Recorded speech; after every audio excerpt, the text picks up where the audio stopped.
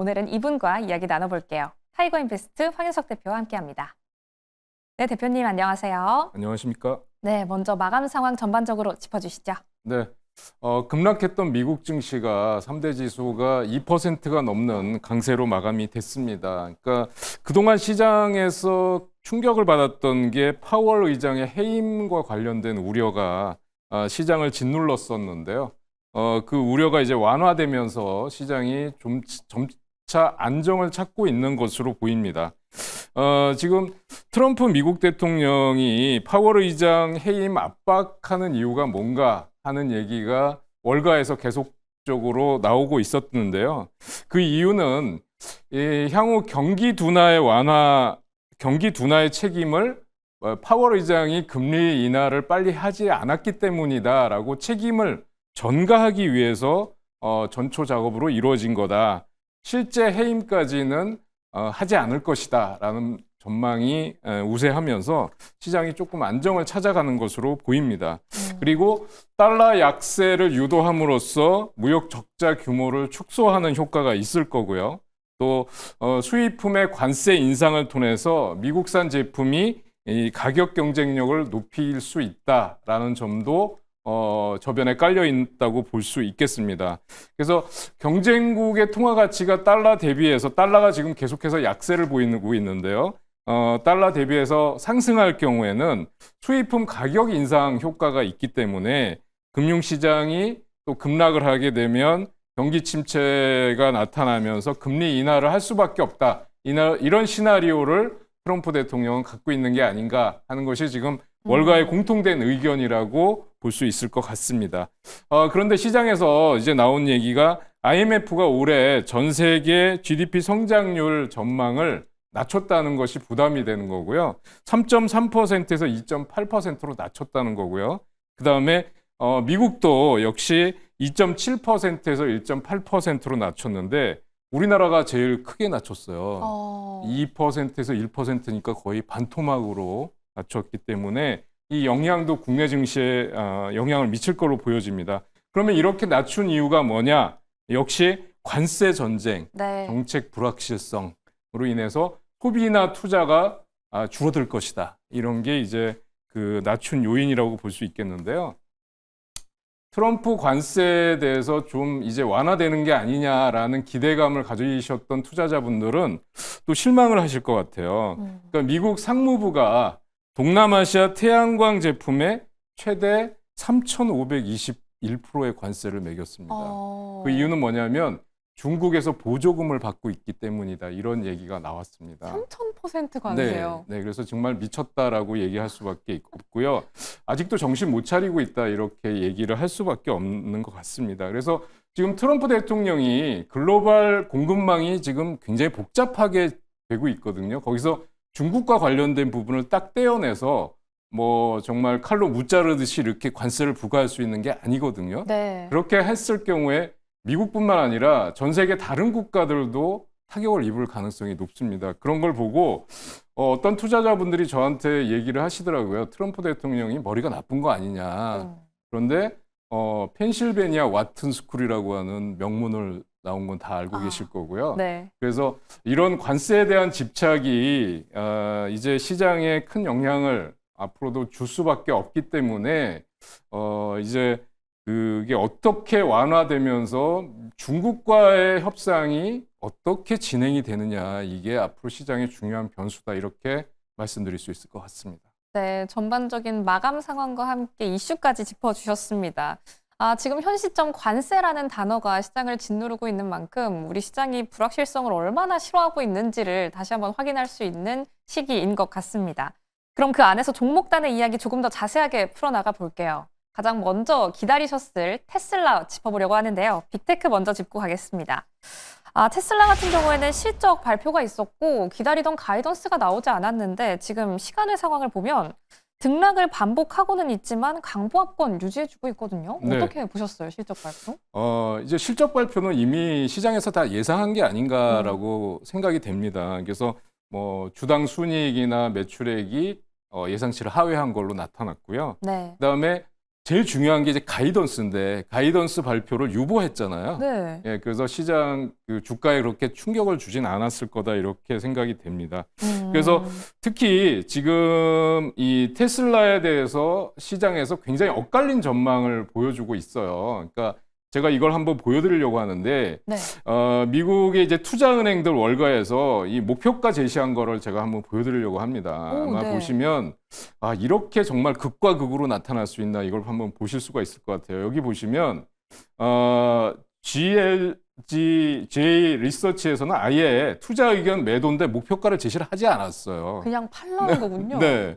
그리고 웰스파고는 매도 목표가를 제시했는데 목표가가 130달러입니다. 현재 230달러거든요. 네. 그러니까 앞으로 더 빠질 수 있다는 거고, 오. 그다음에 뱅크 오브 아메리카에서는 지금 보유 의견인데 목표가는 305달러다. 그다음에 바클레이스도 역시 보유인데 275달러다. 이렇게 지금 나오고 있는 걸로 봐서는 지금 전망 자체가 좋지 않다는 거거든요. 앞으로의. 그런데 지금 뭐 쭉 테슬라 실적에 대해서 분석을 해주셨는데요. 브리핑을 해주셨는데 네. 그래서 재미있는 분석이 나와서 제가 하나 소개를 해드리려고 하는데요. 딥워터 자산관리라고 하는 진 먼스터라고 하는 애널리스트인데요. 올해는 큰 반등을 위한 그냥 무대를 마련하는 해기 때문에 큰 기대는 하지 말라 이렇게 얘기를 했고요. 내년부터는 AI를 포함해서 굉장히 의미 있는 개선세를 보일 것이다. 본격적인 상승은 내년부터다. 그러니까 잘 버텨라 이런 뜻의 멘트를 했어요. 네. 그리고 이제 또 월랜드라고 하는 애널리스트는 여기 보시면은 뭐 도치 참여로 인해서 브랜드 이미지가 이미 부정적이기 때문에 이 상황을 반전할 수 있는 게 저가형 전기차다. 모델 Y는 이미 출시 연기가 됐기 때문에 이것과 관련된 저가형 모델들이 계속해서 나와야 된다라는 게 전망이라고 할 수 있겠습니다. 그리고 경고를 했는데요. 6월 달로 예정된 로보택시 계획이 연기되면 그것 또한 주가에 타격을 줄 것이다. 이렇게 얘기를 했습니다. 그래서 지금 보시면 일론 머스크가 이제 주주와의 간담회 를 했는데 네. 거기서 도치를 사퇴하느냐 여부가 변수가 될 것 같은데요. 지금 시장에서는 지금 주가가 시간 외에서도 239달러 정도를 기록하고 있어요. 네. 예, 그래서 그런 걸로 봐서는 이제 정말 최악의 국면은 지나갔다라고 보여지고요. 여기 보시면 지금 위에 상단이 275달러고요. 최저가 저점이 217달러입니다. 그래서 이제 이 도지의 사입 문제, 그 다음에 저가형 전기차, 로보택시에 대한 이 이슈가 270달러를 넘어갈 수 있느냐 없느냐를 결정하는 중요한 변수가 될 걸로 보여집니다. 네, 역시 어닝콜에서 어떤 내용이 나올지를 좀 주목을 하셔야겠습니다. 참 이 목표 주가나 매수 매도에 대한 의견이 엇갈리고 있는 가운데 가지고 계신 분들은 이보 전진을 위한 일보 후퇴를 삼는 구간이다라고 올해를 이해하셨으면 좋겠네요. 테슬라 앞으로 좀 치고 올라가 주길 기대해 보도록 하겠습니다. 그럼 빅테크 가운데서 다른 한 기업 아마존도 한번 볼까요? 아마존 같은 경우에는 AI 투자 열기가 좀 식는가 하는 우려가 좀 나오고 있잖아요. 네. 아마존이 최근에 발표를 했었죠. AI 데이터 센터 임대 계약을 뭐 연기하겠다 네. 이렇게 발표를 해서 투자 지출을 축소하면서 본격적으로 이제 위축되는 게 아니냐 이런 우려가 나오면서 주가가 하락폭이 컸었어요. 그런데 아마존 측에서 뭐라고 얘기를 했냐면 투자 지출 축소가 아니라 내부적으로 우선순위를 이제 조정한 것에 불과하다. 그런 걱정할 상황은 아니다라고 얘기를 하면서 반등이 나왔는데요. 지금 아마존이 반등하게 된 또 한 가지 계기가 뭐냐면 지금 미국이 인도랑 무역 협상을 지금 진행하고 있잖아요. 네. 그런데 트럼프가 뭐라고 얘기했냐면 인도를 압박해서 아마존하고 월마트 같은 온라인 소매 업체에 1250억 달러 규모의 전자상거래 시장에 대한 접근 권한을 줘라라고 얘기를 했어요. 그러니까 그 얘기는 뭐냐면 인도의 전자상거래 시장을 완전 개방하라라는 압력을 행사한 겁니다. 그래서 이게 궁극적으로는 아마존이나 월마트, 뭐 코스트코 같은 유통업체들한테 이제 호재가 될 걸로 예상이 되고 있기 때문에 반등이 나온 게 아닌가 보여지고요. 지금 시간 외에서도 한 3.7% 정도의 상승을 보여주고 있습니다. 그래서 주가의 흐름을 보면 단기간의 하락폭이 상당히 컸었어요.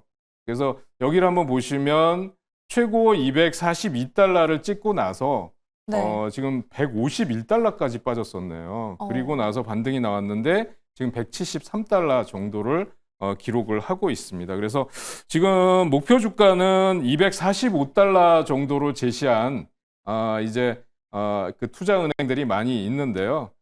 주봉 차트를 한번 보신다면 지금 단기 낙폭이 커져 있는 상태고 여기 대량 거래가 터졌던 가격대 부근이 190달러에서 200달러 구간이기 때문에 반등이 나온다면 이 정도 선까지가 한계가 아닐까 이렇게 보여집니다. 그래서 역시 관세 때문에 눌려 있는 빅테크 M7 기업들에 대해서는 역시 박스권 정도의 기대만 하는 게 좋지 않을까 이렇게 생각됩니다.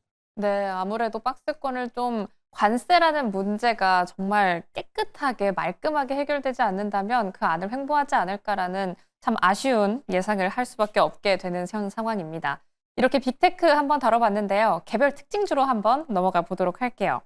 먼저 급등했던 기업 한번 살펴보려고 합니다. 넷플릭스, 얼마 전에 실적 발표가 있었죠.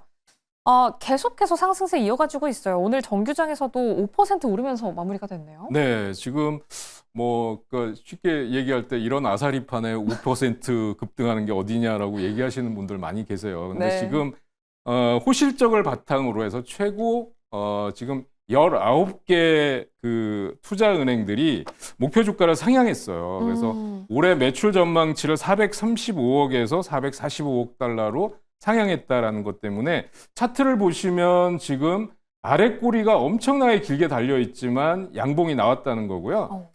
지금 1,064달러, 그래서 850달러까지 내려갔다가 지금 1,000달러를 돌파하는 모습을 보여주고 있습니다. 그래서 네. 목표 주가도 지금 뭐 파이퍼 샌들러에서 1,150달러, 50달러, 그다음에 로젠블렛에서는 1,514달러, 뭐 UBS에서는 1,140달러, 오펜하이머에서는 1,200달러. 그러니까 지금 대비해서 주봉으로 한번 보신다고 하면 지금 1,064달러가 고점을 돌파하고 있는 거예요. 그러니까 이런 와중에 신고가를 돌파하고 있기 때문에 넷플릭스에 대한 실적의 기대감, 앞으로 추가 상승에 대한 여력은 어느 정도 충분히 있다라고 생각이 되고요. 저는 뭐 1,100달러에서 1,200달러 정도에서 고점을 형성하지 않을까 이렇게 보고 있습니다. 네, 정말 더 올라가 주길 바라보도록 하겠습니다. 참 이런 말씀해 주셨던 것처럼 이런 혼란스러운 시장 안에서 두 거래일 연속 상승해 준다는 것도 참 쉽지 않은 일인 것 같은데 네. 그만큼 앞으로의 고점도 열려 있다라고 파악해 보도록 할게요. 다음 특징주 한번 살펴보시죠. 가상자산 관련주도 한번 살펴보려고 하는데요.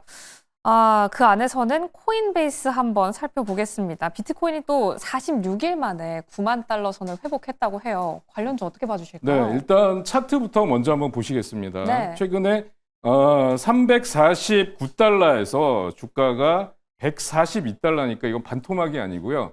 3분의 1 토막이라고 봐야 되는데 최근에 지금 트럼프 대통령이 가상자산 대통령이 되겠다, 미국을 가상자산의 수도로 만들겠다라고 공언한 것과 주가는 정말 극단적으로 급락했다고 보실 수 있을 것 같습니다. 네. 여기서 지금 살짝 반등이 나왔는데요.